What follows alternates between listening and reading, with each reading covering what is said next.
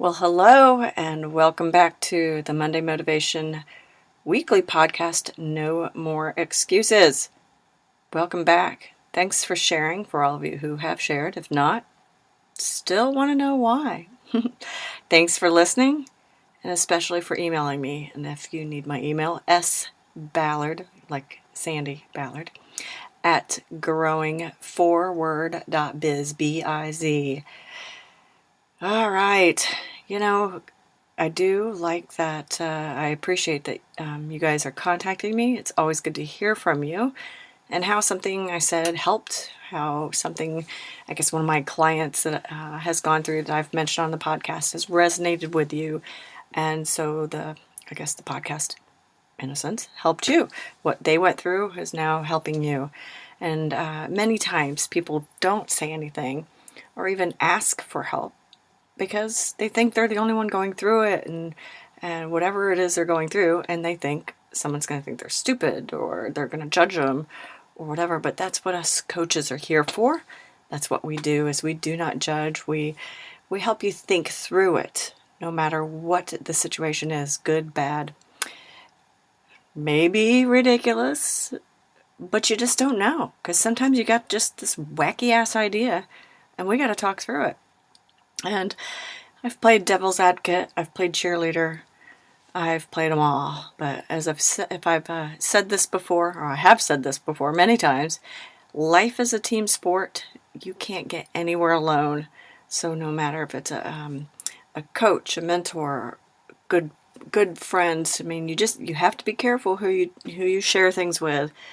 But if you're going for, and then you just have all this shit going on in your head, call a coach.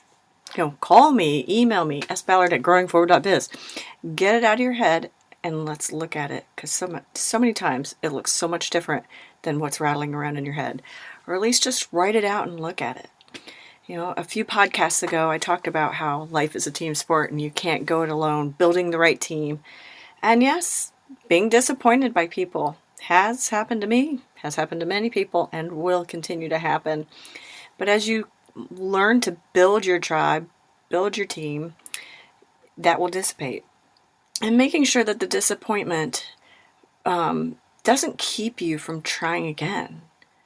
Remember last week's podcast was about dedication, giving it your all, your 110%.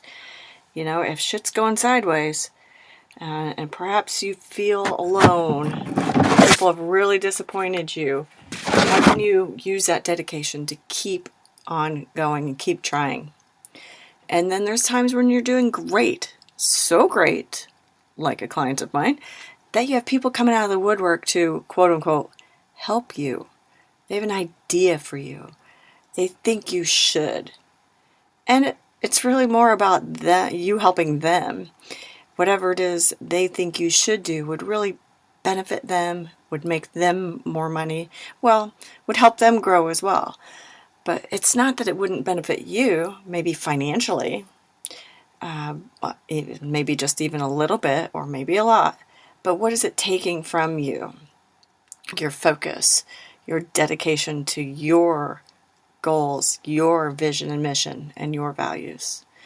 So like I said, I had a client go through this recently. Last week he called me about this exact thing. He's rocking and rolling, expanding his products, and now people are saying he could benefit from helping sell their products. We talked through what that would mean for him, what that would mean for the people he's hired, and how much time would it take away from his product, the perceptions from clients, from customers coming up and saying, oh, this product isn't from the same recipe, or from your grandma, or from your family, from anyone in your family. No. I mean, could that be good? Could that be bad? Does it matter? But managing that as well, and the space and it would take up in storing and ordering. And, is there a need to diversify right now? It could be good or bad. It could be yes or no. You have to be careful about whether people have a really good intentions for you, what they have, if they have a really good idea. And will it align with you, again, with your vision, mission, and most of all, your goals? What does it benefit you, or how does it benefit you, and what does it take from you? Or do they just want to ride on your coattails and have you do the work for them, right? I mean, there may be no out-of-pocket expenses for my client, but there is time and energy learning the new products, how to sell it, training his staff how to sell it, to be able to sell them versus just, oh, by the way. And making sure that, so if any of this is making any sense to you for any reason, it's a matter of making sure that when you collaborate with someone, partner with someone, it's for the right reasons, not one-sided. Okay? I love collaboration. I have people that help me with my women's quarterly lunch and taboo. It's not really mine. It's Tiff and I had a conversation, and it just sort of came up, and now I have 3 people helping me on it, and we all know what we're supposed to do. Like I said, I love collaboration, but everyone has to put in effort of some sort. Some people have time, some people have money, some people have connections, some people, it just whatever. It took my client a shit ton of effort and money and time and learning to get where he is today.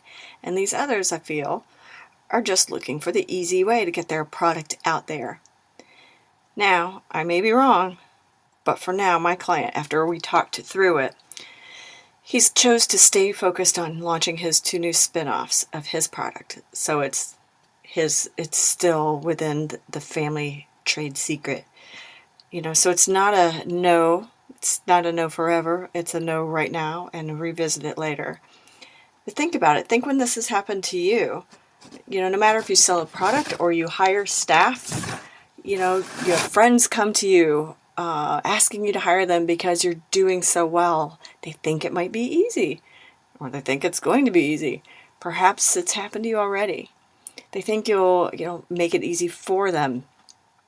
You've had to work your ass off to get where you are, no matter if you're selling a product, a service, you work for yourself, you work for someone else. So if things like this happen, how can you identify that it is happening? How can you not allow someone to take advantage of your success? I talk about not going it alone, so this, in a sense, is sort of being careful about who you allow, when they come up and say, hey, I think you should, or I have this great idea for you. Is it really for you, or is it really for them? Or how can it benefit both of you? You have to lay out the boundaries, expectations. You have to identify who's responsible for what. And most definitely need to make sure it's a win-win for all involved. So think about a time when something like this has happened to you. Maybe it hasn't, but maybe you've hired someone already. You've collaborated, partnered with someone or people. Did it go well? If so, why? What did you do to make it work? And if it did not, think about why. And yes, both ways. Post here in the comments section, email me, sballard@growingforward.biz. And perhaps you've been too afraid to even expand like this because of the potential risks. We need to talk. Thank you again for listening, for sharing.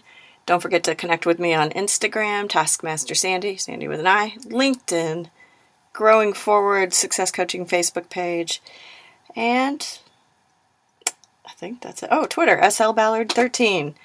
And if you've been too afraid to have to expand or to connect with someone, you're a little leery on it, call me, email me. Let's do a free 30-minute call and talk through it.